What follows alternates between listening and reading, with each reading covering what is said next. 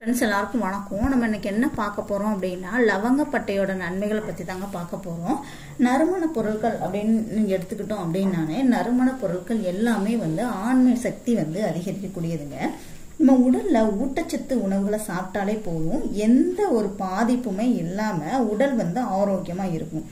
இதுல பாத்தீங்க அப்படின்னா பல ஆண்கள் வெளியில சொல்ல முடியாம தவிக்கும் ஒரு விஷயம் ஆண்மை குறைபாடு. அதுலயும் ஆணுறுப்பு பலம் இல்லாம இருக்கிறது.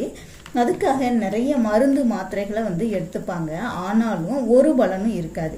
இதனால பாத்தீங்கன்னா எதிர்காலத்தை நினைச்சு ரொம்பவே பயப்படுவாங்க. விரைப்புத்தன்மை குறைவாக இருந்தாலும் விந்தனுடைய தரம் வீரியமிக்கதா இருந்தா கூட போதுங்க. இப்போ ஆண்மை அதிகரிக்க இயற்கை மருத்துவம் எப்படிங்கிறத பார்ப்போம். இந்த லவங்கப்பட்டையை வச்சுதான் நம்ம ஒரு ரெமெடி பண்ணுறோம்.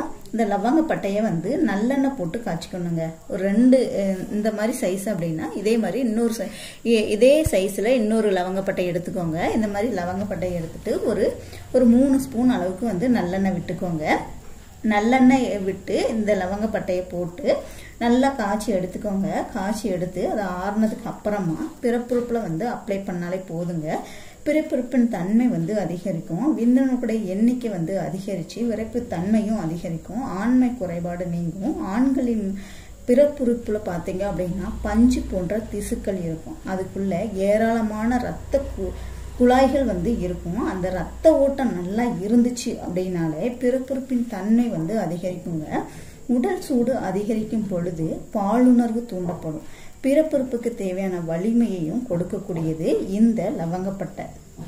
அதே மாதிரி பாத்தீங்கன்னா இது எல்லாமே, அதாவது நறுமண பொருட்கள் எல்லாமே பாத்தீங்கன்னா பாலுணர்வை தூண்டக்கூடியதான். அதே மாதிரி தான் இந்த லவங்கப்பட்டையும் விரைப்பு தன்மையை அதிகரிக்க செய்ய ரொம்பவே நல்லதுங்க.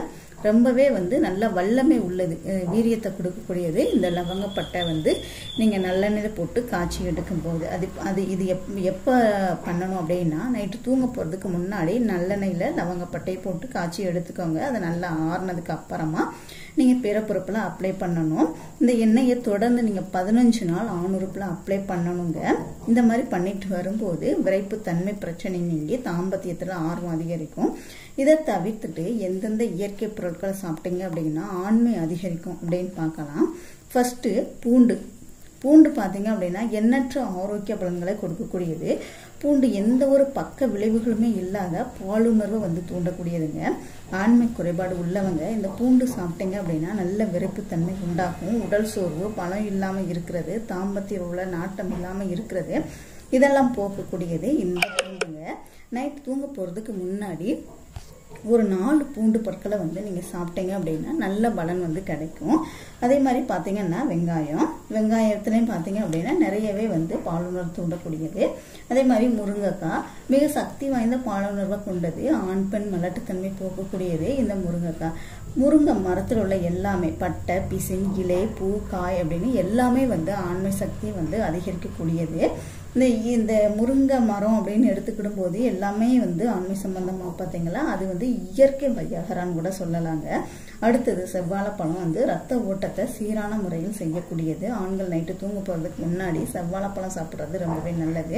நரம்பு தளர்ச்சி நீங்கி தாது வளம் பலப்படும். விந்தணுடைய எண்ணிக்கை பெருகும். தொடர்ந்து ஆண்கள் செவ்வாழைப்பழம் சாப்பிட்றது ரொம்பவே நல்லது. ட்ரை பண்ணி பாருங்க. வீடியோ பிடிச்சிருந்துச்சுன்னா லைக் பண்ணுங்க, ஷேர் பண்ணுங்க, கமெண்ட் பண்ணுங்க. மறக்காம நம்ம சேனலை சப்ஸ்கிரைப் பண்ணிக்கோங்க. கூடவே பெல் சிம்லையும் கிளிக் பண்ணிக்கோங்க. தேங்க்யூ.